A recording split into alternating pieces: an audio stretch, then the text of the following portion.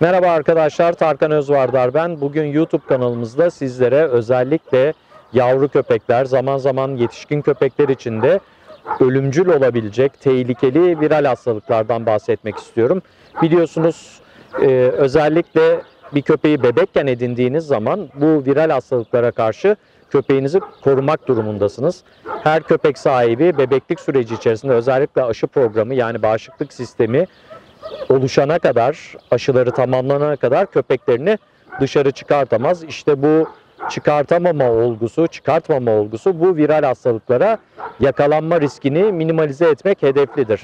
Nedir Türkiye'de özellikle epidemik olarak görülen ve köpekler için ciddi anlamda tehlikeli olabilen, özellikle ölümcül olabilen hastalıklar? Bunların başında viral hastalıkların en sık görülenlerinden bir tanesi parvoviral enterit, halk arasında kanlı ishal diye tabir edilen ve öyle bilinen bir viral hastalık. Özellikle bebeklik döneminde köpeklerde sıklıkla gözlemlediğimiz rahatsızlıklardan bir tanesi. Türkiye'de bu hastalıkların bu kadar yaygın olarak görülmesinin altında yatan sebep de sokak hayvanlarıdır. Yani sokak köpekleridir. Maalesef sokak köpeklerinin birçoğunu aşılama şansımız olmadığı için belediyeler ve sivil toplum örgütleri ellerinden geldiğince bunu oluşturmaya çalışıyorlar ama tabii ki hepsine uygulama yapmak pek mümkün değil. Buna bağlı olarak da sokaklarda salgın olarak yaygın görülen parvoviral enterit aşı programı ya da bağışıklığı kuvvetli olmayan ya da aşı programları tamamlanmamış köpeklerin, sahipli köpeklerin sokakta gezdirilmesi ya da parklara götürülmesi sonucunda rahatlıkla alabileceği, hatta ayakkabınızla evinize getirebileceğiniz kadar yaygın gözlemlenen rahatsızlıklardan bir tanesi parvoviral enterit. Bu hastalık nasıl bir hastalık? Birincisi, bu hastalığa yavru köpeklerin yakalanmasının en büyük sebeplerinden bir tanesi maternal antikorlar, yani anneden gelen bağışıklık sisteminin, yavruya nakledilen bağışıklık sisteminin düşük olması birincil sebeplerden bir tanesi. Yani iyi immünize edilmemiş, iyi bağışıklık kazandırılmamış, aşılanmamış anneler tarafından anneleri olan köpeklerin, yavru köpeklerin bu hastalıklara yakalanma olasılığı özellikle doğduktan sonraki 6. haftalardan sonra annenin koruyucu sistemi, yani annenin vermiş olduğu maternal antikorlar düşmeye başlar ve yavru korunmasız hale gelir. Eğer anne iyi bağışıklık sistemi oluşturulmamış bir anne ise, yani aşılarına dikkat edilmemiş bir anne ise yavru çok daha erken dönemlerde bu hastalıklara karşı açık hale gelir. Parvoviral enteritin yapılan aşılamalarla engellenmesi mümkündür. Yani koruyucu hekimlik burada devreye girer. Dolayısıyla yavru bir köpek sahibi olduğunuz zaman mutlaka aşılama sistemlerine veterinerinizin size salık verdiği şekilde uymanız ve dikkatli bir şekilde takip etmeniz gerekir. Veterinerinizin uyarılarına da mutlaka uymanız gerekir. Bu hastalık parvoviral enterit, söylediğim gibi özellikle bebek köpeklerde neredeyse %60'lara varan mortalitesi olan, yani ölüm riski olan viral bir hastalıktır. Söylediğim gibi anne tarafından bağışıklık sistemi zayıf olan yavrularda ihtimal daha da yükseldiği için, eğer annesinin bağışıklığından emin olmadığınız bir yavruyu edindiyseniz erken dönemde sadece bu hastalığa karşı olan aşılamalarla koruyucu bir önlem alma şansınız vardır ve Türkiye'de parvovirüsün en çok görülen tipi Parvo C'dir. Belli alt tipleri olan bir virüstür ama Türkiye'de en yaygın olan Parvo C'dir. Son derece bulaşıcı bir hastalıktır. Çok uzun süre sıcak hava ve soğuk havayı tolere ederek yaşayabilen bir virüstür.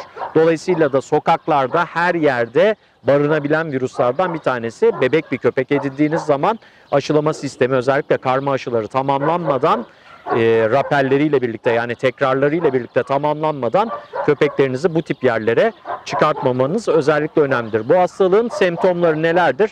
Özellikle bebeklik döneminde genellikle kusma ve ishalle karakterize olan bir hastalık ama tabii ki her kusma, her ishal köpeğinizin bu hastalığa yakalandığının göstergesi değildir.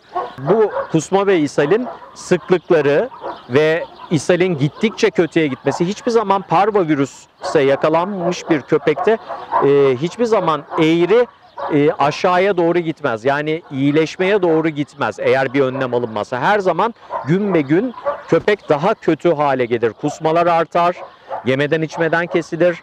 Hayvan dehidre olur, ciddi anlamda kusmaya bağlı olarak su kaybeder. Buna bağlı olarak işte ishal şekillenir. İshalle birlikte de su kaybı olur ve bir süre sonra hemorajik enterit dediğimiz kanlı dışkılama ya da bazen sadece bu hastalıkta kanla karakterize bir dışkıyla karşılaşırız. Maalesef bu hastalığın tedavisi semptomatiktir. Yani güçlü olan bireyler ve şansı varsa tedavi de özellikle semptomatik tedavi de iyi şekilde yapılıyorsa, bir takım hiperimmün serumlar kullanılarak yapılıyorsa bir %40 kadarı bu hastalığı atlatabilir. Özellikle tek aşısı yapılmış olan köpekler, vücut biraz bağışıklık kazandıysa bu hastalıktan kurtulma ihtimalleri çok daha yüksektir.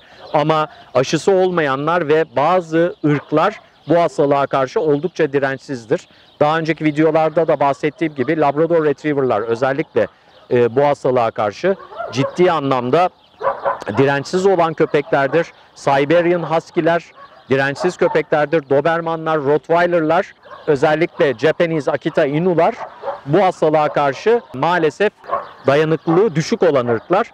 Dolayısıyla bu ırklara sahip olduğunuz zaman ekstra özen göstermeniz gerekiyor ve Türkiye'de çok yaygın. Türkiye'de yaygın olmasının sebebi de 1990'ların başında Türkiye'ye yurt dışından köpek girişiyle birlikte başlamıştır. O dönemleri çok net hatırlıyorum. Onun öncesinde Türkiye'de bu kadar yaygın değildi ama yurt dışından, Doğu blok ülkelerinden Türkiye'ye yavru girişleriyle birlikte bu hastalığın Türkiye'de epidemisi arttı, yayıldı ve bulaşıcılığı yüksek olan bir hastalık ve en kötü olan tarafı da mortalitesi, yani ölüm riskinin yüksek olduğunu bilmemiz en kötü olan tarafı parvoviral enteritin ve eğer köpeğinizde, yavru köpeğinizde bu tip semptomlardan bir ya da birkaçını bir arada gördüğünüz takdirde hemen veterinerinizle diyalog kurmalısınız ve bunun belli hızlı testleri vardır. Hızlı kit testleriyle hemen dışkıdan alınan numune ile çok kısa bir sürede 10-15 dakika içerisinde köpeğinizin parvovirüse yakalanıp yakalanmadığını tespit etmesi mümkündür veterinerinizin. Çok hızlı bir şekilde öğrenebilirsiniz ve tedavinin ivedilikle başlanması gerekir. Eğer söylediğim gibi hayvan dirençli bir hayvansa bu hastalığı yenebilir. Yıkımlayıcı bir hastalıktır ama tedavisinden sonra eğer köpek bu hastalıktan kurtulursa zaten doğal bağışıklık edinmiş olur ve çok hızlı bir şekilde toparlayıp eski haline ve sağlıklı haline geri dönebilir.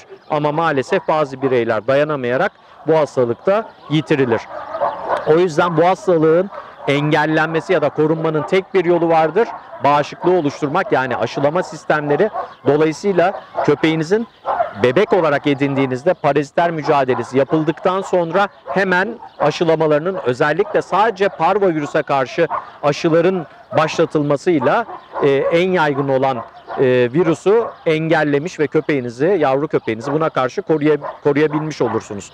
Şunun da üstüne basarak söylüyorum, bu sadece bebek köpeklerde görülecek diye bir kaide yok. 1 yaşa kadar olan köpeklerin hepsi risk altındadır. Özellikle bağışıklığı düzgün oluşturulmamış, aşılama sistemleri doğru aralıklarla yapılmamış olan köpeklerde çok sık karşılaştığımız bir şey. Veterineriniz size bir aşılama takvimi çizer. Aşıların bağışıklık oluşturabilmesi için bebeklik döneminde tekrarlı yapılması gerekmektedir. O yüzden ve bu tekrarlar çok önemli. Yani size verilen tarihler, birinci aşı atıyorum ayın 1'inde yapıldıysa ikinci aşının 22'sinde, ayın 22'sinde yapılması oldukça önemli immünizasyon açısından. Çünkü o aşının, yani ilk yapılan aşının pik noktadayken ikinci aşıyı yapıp stabilizasyonunun sağlanması gerekiyor titrasyon olarak. Dolayısıyla o tarihlere çok dikkat etmeniz gerekiyor. Yani bu hafta işim vardı deyip önemsememek, bir hafta sonra götürürüm demek doğru bir yaklaşım olmayacaktır. Mutlaka tarihlere uymaya çalışın. Özellikle parvovirüs gibi tehlikeli bir viral hastalık için konuşuyorum. Yine Türkiye'de yaygın olarak görülen, tabii ki köpekler için birçok viral hastalık var ama ben en yaygın görülen ve en çok insanların kulağının aşina olduğu hastalıklardan bahsetmek istiyorum. Diğer bir hastalıkta yine ölümcül olan, yine mortalitesi çok yüksek olan hastalıklardan bir tanesi de distemper, yani gençlik hastalığı olarak bilinen hastalık. Bu arada yine antiparantez belirteceğim. Dediğim gibi parvoviral enterit yetişkin köpeklerde de gözlemlenebilir. Dolayısıyla da köpek 1 yaşın üstünde, o yüzden çok önemli değil diye aşılama konusunda yanlış bir algıya kapılmayın. Diğer hastalık, bahsettiğim gibi gençlik hastalığı, distemper hastalığı. Bu hastalıkta ölümcül viral hastalıklardan biri ve yine ülkemizde yaygın olarak görülen hastalıklardan bir tanesi. Değişik semptomları olan bir hastalık. O yüzden iyi takibi gerektirir. Yine aşılanmamış yavru köpeklerde, yine genç köpeklerde de görülebiliyor. Yaşı ileri köpeklerde de görülebiliyor. Bu hastalıktan yine korunmanın tek bir yöntemi var: aşılama. Onun haricinde virüsle direkt mücadele edemiyorsunuz. Tedavide ancak semptomatik olarak bağışıklığın desteklenmesi yönünde yapılabiliyor. Bunun haricinde virüsle birebir mücadele etmeniz, savaşmanız mümkün değil. Yine bu hastalık parvovirüs kadar olmasa da yine yaygın görülen hastalıklardan bir tanesi.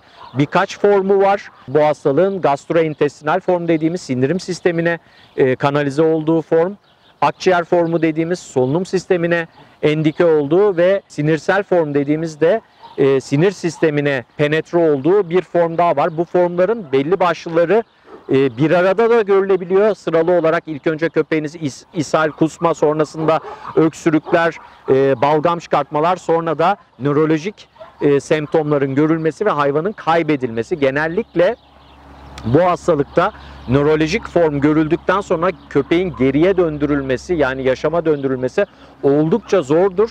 Yaşama döndürülen bireylerin eğer dönerse de neredeyse %80'i hayatı boyunca taşıyacağı tikler edinebilir. Sinirsel sekerler kalabilir hayvanda. Bu yüzden tehlikeli bir hastalıktır. Gençlik hastalığından köpeği kurtarmak, parvoviral enteritten kurtarmaktan daha zordur. Özellikle sinirsel forma geçtiyse, köpeğin hastalığı o döneme kadar ilerlediyse geriye döndürmek oldukça zordur. Yine aşıları tamamlanmamış köpeklerin, yavru köpeklerin özellikle dışarıya çıkartılmaması gerekir. Bu hastalığa karşı olan aşılama da karma aşının içerisinde yer alarak yapılır korunması. Karma aşının içerisinde hem hepatitis contagiosa canis'e karşı, distemper'a karşı, parainfluenza'ya karşı, parvoviral enterite karşı ve leptospirolara karşı aşılama yapılır köpekler.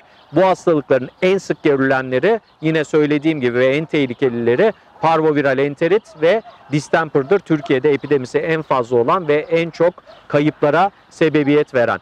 Ve yine daha önce de söylediğim üzere distemper'da yine iyi immünize edilmemiş annelerden doğan yavrular ve vaktinde aşılaması yapılmayan, aşılama tarihlerine dikkat edilmeyen yavrularda sıklıkla gözlemlenir.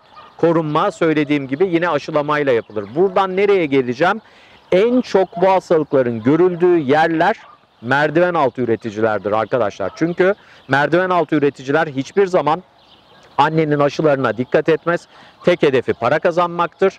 Dolayısıyla köpeğin ne kadar yavruladığı onun için önemlidir. Doğru düzgün immünizasyonlarını yapmaz. Sahiplendirme esnasında çok küçük yaşta sahiplendirir. Daha annenin bağışıklık sistemi tam oturmadan yavrunun üstünde 30 günlükken, 35 günlükken sahiplendirme yaparlar ve birçok köpek sahibi bu tip kötü tecrübeler edinir. Özellikle merdiven altı üreticilerden köpek sahiplendiyse sıklıkla gözlemlenir maalesef kötü tecrübeler ve özellikle de yavru köpeklerin kaybedilmesi gibi.